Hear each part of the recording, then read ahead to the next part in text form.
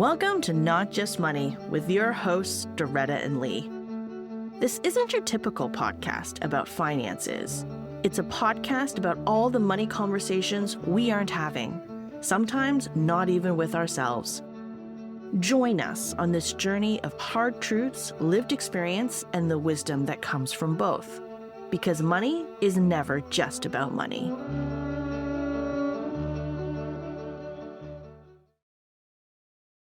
Lee, gorgeous sunny day, and you were going to ask me questions about being retired. Yes.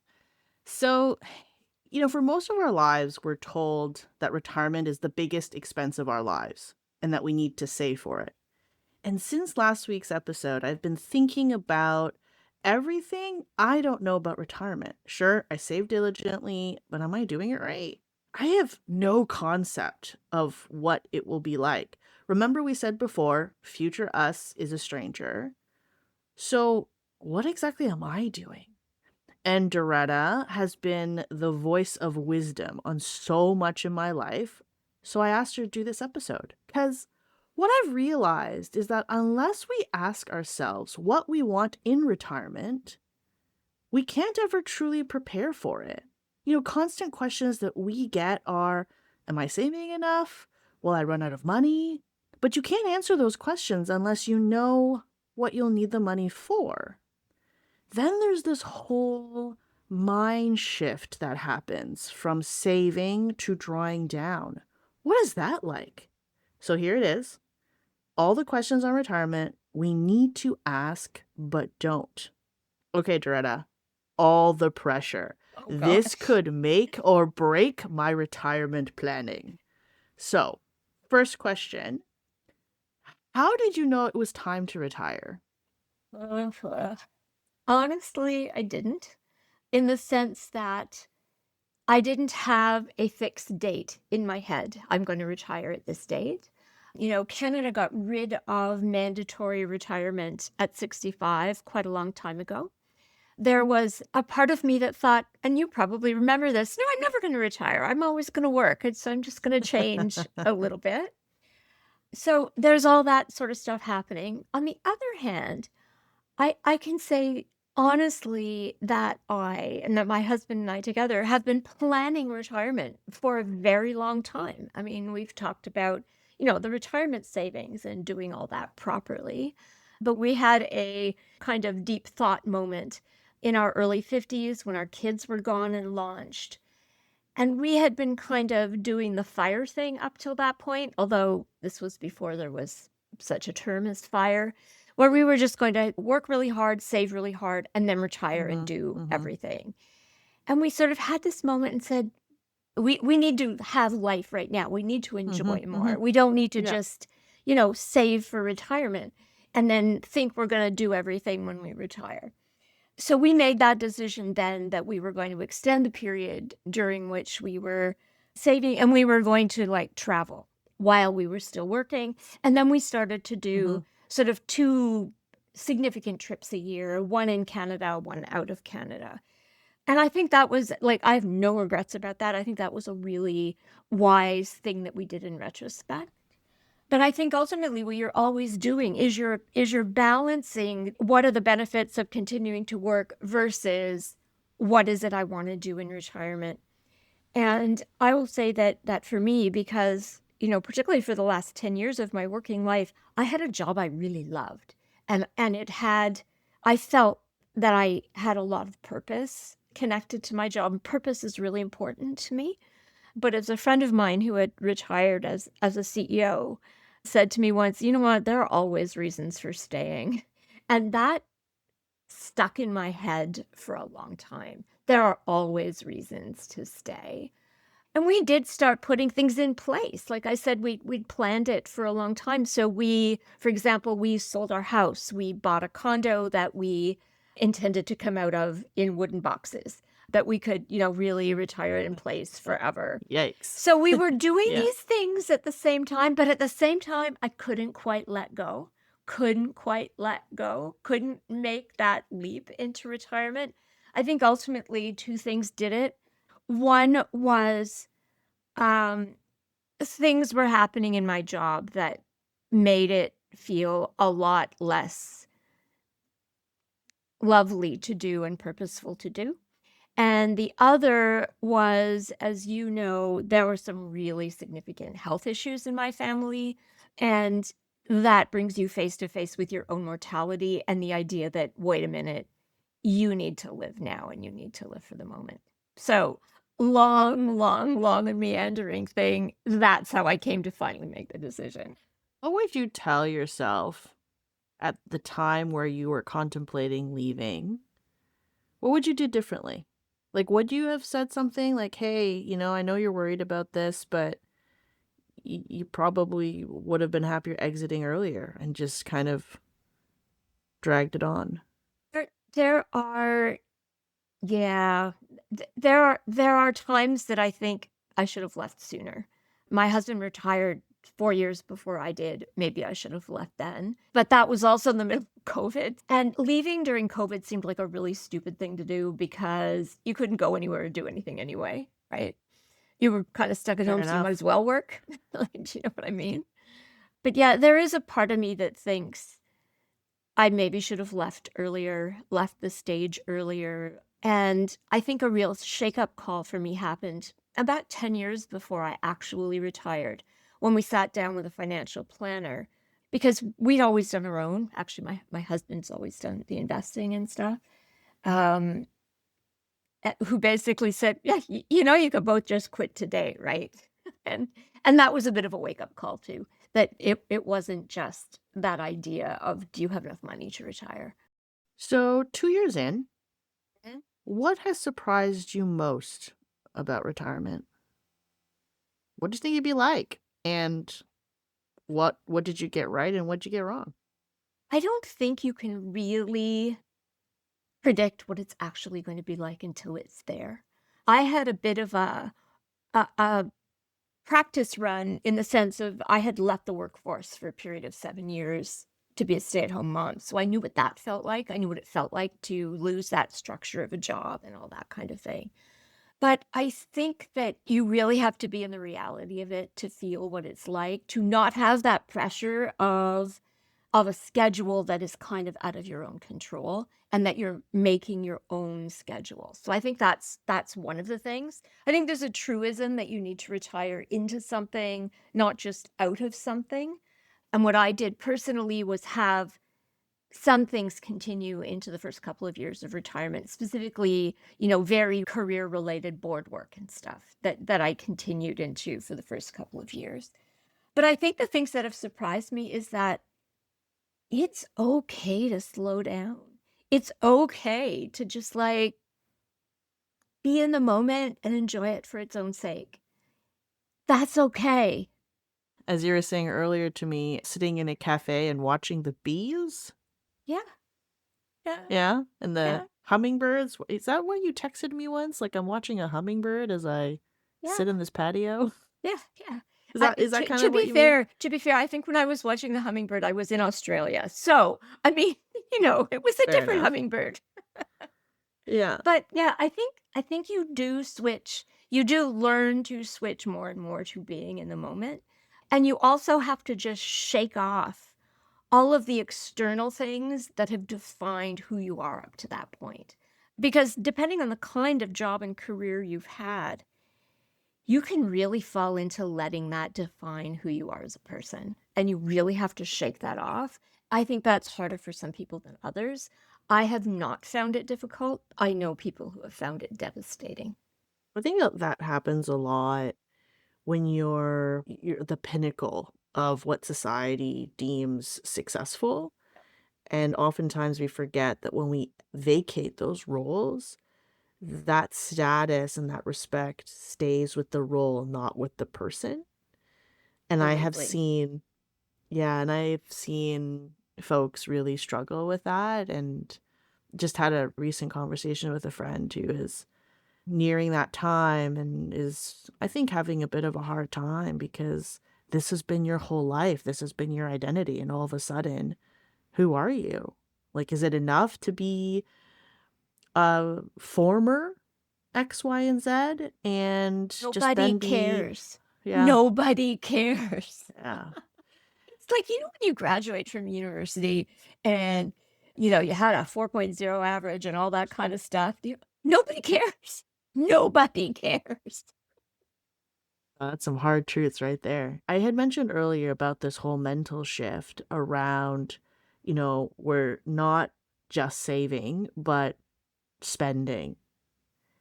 Did you find that shift harder to make to think, hey, I maybe I need to budget differently, or perhaps your relationship with money in that sense, has that changed ever since you kind of took on retirement? I would say that it has not changed as much as it should have. I would say that that is probably something that I'm still struggling with a bit. That shift from saving to spending. And there are a whole bunch of, there's a lot of stuff going on there. I mean, you think that for your whole working life, you have practiced, at least for me, practiced frugality, saving for the future, all of that kind of stuff, and the rewards that are attached to that. And the risk is that it's the saving itself that becomes the goal, and you lose track of what you're saving it for, and you still question whether you actually need to spend. I think a whole bunch of things kick in. Like, one of them is frugality actually just becomes part of who you are, it becomes part of your identity. So then it becomes, you question spending decisions. And I will say that, for people that are in more restricted financial circumstances when they retire, they do genuinely need to take a look at things at how they budget and all that kind of stuff. Although there are a lot of expenses that just fall away when you're retired. So there's room for that. And that is genuine. I think that, though, it's a really hard thing to do. And I still find myself questioning even stupid expenditures that I really shouldn't be questioning. I mean, the most recent one, and you know all about this, is I I wanted a black skirt with pockets. That's it. I wanted a black Mm. skirt with pockets. I had a black skirt that had no pockets, and that was too big for me, and I put it in and out of the Goodwill box 4 times. Do I move the buttons over? But it still doesn't have pockets, and you finally made me put it in and buy a skirt with pockets.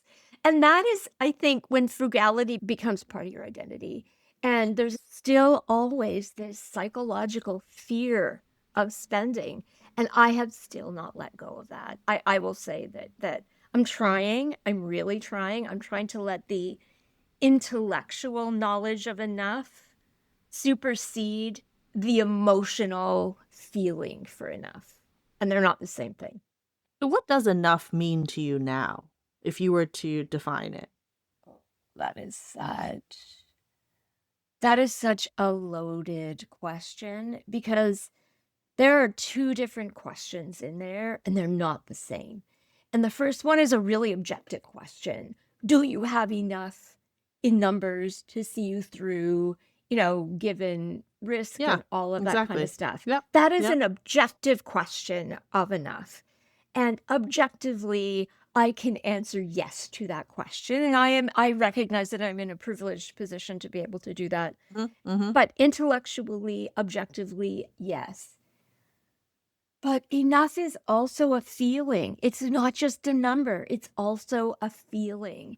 And that feeling is loaded with all kinds of stuff that shaped it. It's your relationship with money, it's the money trauma from your childhood. It's all of that stuff packed into how you feel about enough, and how do you bridge that gap from financial security to emotional security and feeling safe. And I don't have an answer for that yet. I'm still working on it, to be honest. So if I unpack that a bit, what are you scared of? Oh, I don't even know. But that's Um, really what it comes to, right? Like, yeah. when you say objectively, professionals have told me that I'm gonna be okay financially based on the lifestyle you've chosen, the budgets you've set aside for whatever trips you're planning in the future, and the expenses that you have now. Like, these are all things that you still have to do the math on. But when we have a psychological disconnect of enough, and you've clearly stated what the difference is, most of that is based on something you're scared of. And you mentioned trauma.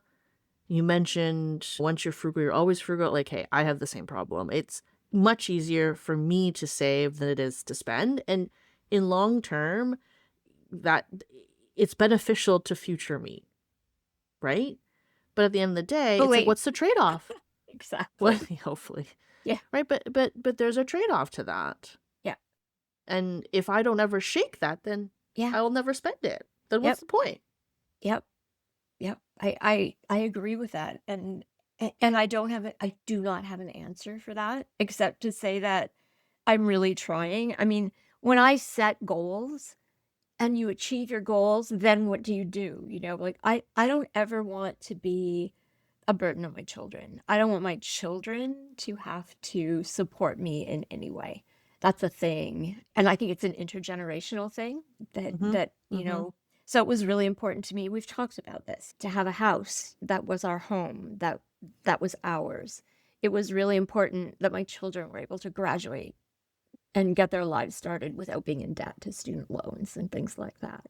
And it's really important to me that when I die, my kids aren't gonna have to pay off my debts.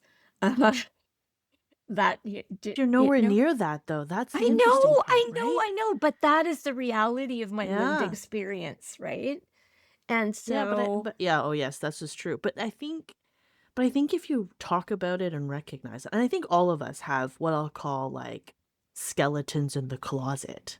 Things that we don't necessarily tell people or show people, but some of those skeletons are indeed what holds us back, even though it has nothing to do with who we are today or the situation that we are in today. I find that bit really fascinating, and I think about myself in terms of even today, the things that hold me back, and there's plenty. But also when I enter the last act of life, what are some of the new challenges that will hit me, right? And not just when we talk about the financials in an objective manner, like how much money I have in the bank. Can I make it to, I don't know, the projected date these days I think is 95.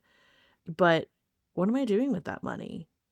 I've clearly diligently saved for all this time, but what have I given up to get here? and that is the question. I mean, and especially when you hit your retirement years and you know you're a lot closer to the end of your life than you are to the beginning of your life or to the beginning of your adult life. The question you need to ask yourself is how much of your finite lifetime, because lifetime is finite, do you want to spend continuing to accumulate and being afraid to let go and not enjoy the fruits of your labor? I mean, how much of it do you want to spend getting more when you have enough? Yeah. It's a tough one. I think this whole idea of enough, I think many of us never get there. We never feel like we have enough because even if we were financially stable or financially comfortable, it's always like, well, my neighbor has more, my cousin has more, so and so has more, but it's not even more that we need. And I think that that's a really important consideration when we think about our future selves and what we want in retirement. Because two things can happen, right? We overspend now and we talk about it in lifestyle creep, or we oversave and give up on things that can make a real difference in our quality of life today. And the other truth of the matter is, not all of us will make it to retirement or past retirement. I And so then really, what happens? yeah, I do think though it comes down to the fact that when you ask about what enough is, you ask one question and you answer another question. And the problem lies in the space in between. That the how much is enough question gets asked as an objective number question. But the question that you're trying to answer is what makes me feel safe? And that's not a number. I think all the stuff in between. Yeah, so okay, let's talk about the numbers for a minute. What have you found? that you spend less on? And what have you found that you spent more on that surprised you? That's a good question. Right now, we are spending less on travel than we planned, Mm, but that's been a circumstantial thing, just because as I said, we've had to deal with some health issues over the last couple of years. And honestly, warning to people, don't think it can never happen to you. It can happen to you. It's a truism about health is everything. Honestly, it is true that health is everything, by the way. I did talk about how we'd actually been sort of preparing for a long time. Gave up a car. We only have one car, but we probably won't replace it because we live in a place where you can walk everywhere or take Ubers or whatever it is. mhm. I spent a lot less money on things like eating out than I expected, but I think that's because of where we live, access to a spectacular food market, and we both really enjoy cooking a lot. So we just don't spend as much as we expected to. I don't think we are particularly spending any more money than we thought we would. There really isn't. Maybe we just budget too carefully, I don't know. Well, I mean, but that's also the reality, right? I mean, when we say we prepare for the future, but anything can happen, Yeah. depending on how far that future is, we might not be the same people anymore. Yeah. I think when eating out is new and exciting, we do that a lot because it's Yeah. special and shiny. But Yeah. then after what? How many decades of eating out? You're kind of like, Yeah. Exactly. yeah, but I can probably make that at home, Yep. or maybe I want to cut down on the salt and the sugar and the grease and have something simple. But I mean, eating Yeah. out is a huge cost, right? It's a Yeah. huge part of people's natural budgets. And so underspending there is probably saving you quite a bit. Yeah. I Um, think another thing is that you reach a stage where, honestly, I have very little interest in stuff, like virtually none. I mhm, will yeah. replace something if it breaks, but just buying stuff for the sake of buying stuff, it just does nothing for me. I am much more in a deacquisition phase, if you like, and I'm finding deacquisition in terms of getting rid of stuff a lot easier than the switch from earning to spending. The deaccumulation is, if you put it in money terms, you've got that accumulation versus deaccumulation. That to me is a much harder switch than buying stuff versus getting rid of stuff. I'm all good on getting rid of stuff. Well, you have two exceptions. One is I had to force you to get rid of a black skirt that didn't fit you. Seriously, 4 times in and out of the Goodwill bag, really? And then the second bit is use your damn journals, girl. All right? Just write one word in them. Yeah, So at least you can say, "Look, I've used them." yeah, yeah, yeah. Yes, yes, ma'am. I mean, maybe that's a representation of that, and I'm going back to our earlier bit on enough. You have all these journals that you hoard. And maybe that's another symptom of that piece where you don't want to use it because then there's no more. I I don't know. am, I'm getting a I little am bit philosophical about that. I am now making a point of writing at least something every day and painting at least one picture every day. So those are my kind of like guard rules, you know? So that's a good segue into my next question. One of the shifts people have a really hard time with because when we work, our Monday to Friday tends to be pretty prescribed. Mhm. So now that you're retired, what do you find gives your life structure and purpose now? I mean, I think that structure question is a fascinating one because I think that it's absolutely true. And I have watched friends, colleagues retire and be completely at a loss as to how to structure their days. Like, just how do you fill the hours? Because they had so much invested in work. I have not had that problem. I sort of physically, I have a natural rhythm. I don't sleep in ridiculously or anything like that. I have my nice little ritual where I still get up and go to the cafe and have my morning coffee, which is what I did when I worked. But I always did that and I did it on weekends too, so it was like part of my day. I think that though I really focus on continuing to indulge in curiosity. I just perpetually driven to learn new things, try new things. I don't know whether that's a learned mindset or something that you're just born with, but in a way, it's a feeling like there's a circularity to life. And when you're a kid, when you're really young, when you're starting out, you are so full of possibility and wanting to try out all these different things because you want to figure out what road you want to be on. So it's a curiosity about Mhm. developing a foundation to try to figure out a future road. But when you get to the retirement stage of life and you've picked those roads and you've done that, now you have that curiosity to explore all those other things that you didn't go further down those roads. And so just learning and discovering things that you haven't had the time or the opportunity to. And I'm finding that really interesting. I mean, there are a lot of cliches about it now. Like a lot of people get into ancestry and stuff, for example. And I am not immune to that at all. Because you do start to think about where did you come from and wanting to know a little bit more about what your roots are. Totally get it. There's just wanting to discover more about the world around you, that you have more time, you have more space to do that. Learning new skills and stuff. I mean, I well, I've talked about this a few times, but I've really taken up watercolor painting in a serious way. I shouldn't say in a serious way, in a ridiculous, joyful way, shall we say. There's nothing serious about it at all. And my husband's really gotten into cooking and baking and stuff, which is like, it's great. And there's no purpose beyond itself about the joy of doing it and enjoy the fruits of doing it.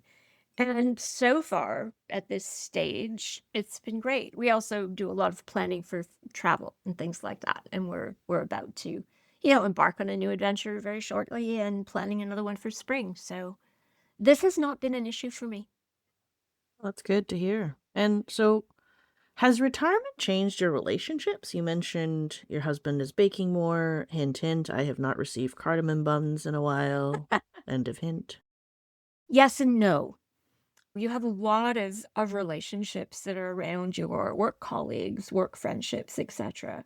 And some endure and some don't. And Uh, I think that a lot of relationships are circumstantial, and that doesn't mean they aren't important in the time or place that they are, but they fall away naturally.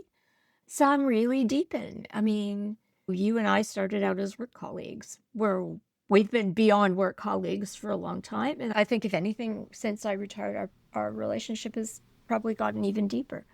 Other friendships that I expected to continue haven't. Okay with that. Some have. I think that of my deepest friendships, being retired has allowed me to be a better friend, to be more present and just to be a better friend. And these are friendships that like go back to my teenage years. So, knowing what you know after 2 years, and maybe that will change as time goes on, what would you tell your 30-year-old self, your 40-year-old self, or even your 50-year-old self? Uh, I think to myself in my 30s and 40s, I would probably tell myself to take a few more risks, not to have been so conservative in my choices. I think the thing is that for both, for my husband and me, we both lost our fathers at a very young age. We had no plan B. There was nobody who would pick us up if we were going to fall. We just had each other. There was no going home if something didn't work because there was no home to go to in a real sense. Mm-hmm. Mm-hmm. And that meant that we made safe choices all the time, career-wise, all of that kind of stuff. But hindsight's always 2020. But I think I mean, we had some great ideas back then that we never acted on because we were afraid, because we had no plan B. And I think that I would tell myself and give myself a little grace to have been a little bit braver and taken some more chances. That would be my So that would have been your um younger self. What about your older self? uh I think that I would have maybe lightened up on the whole frugality thing and enjoyed life a little bit more. Although we did do that, and I think we did it consciously and deliberately, and I think that was a really good decision. I think that I would have maybe again taken a little bit more risk. I think that's been a thing for my life all the way through. My daughter quietly goes, coward. Um, but, part of me thinks she has the grace to say that because, um, She started her life differently and yeah, has different supports. Yeah.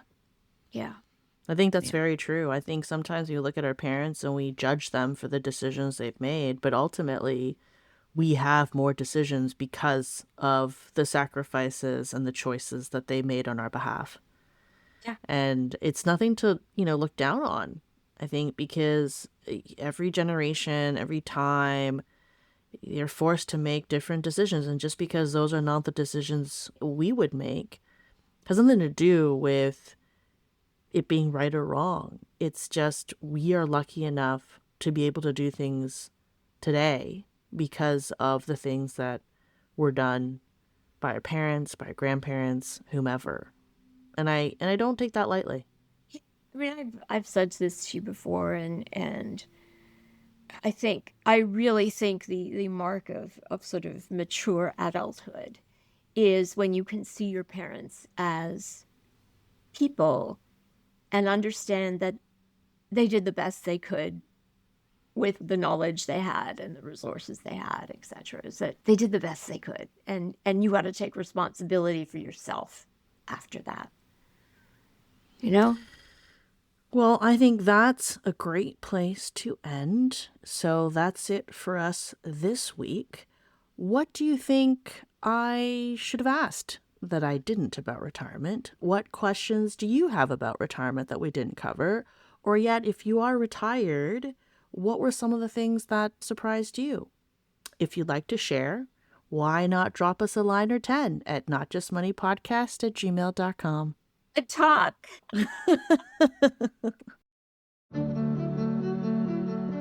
You've been listening to Not Just Money with Doretta and Lee.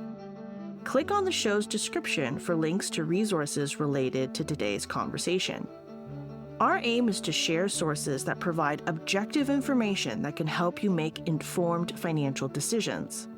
Please rate and review our show.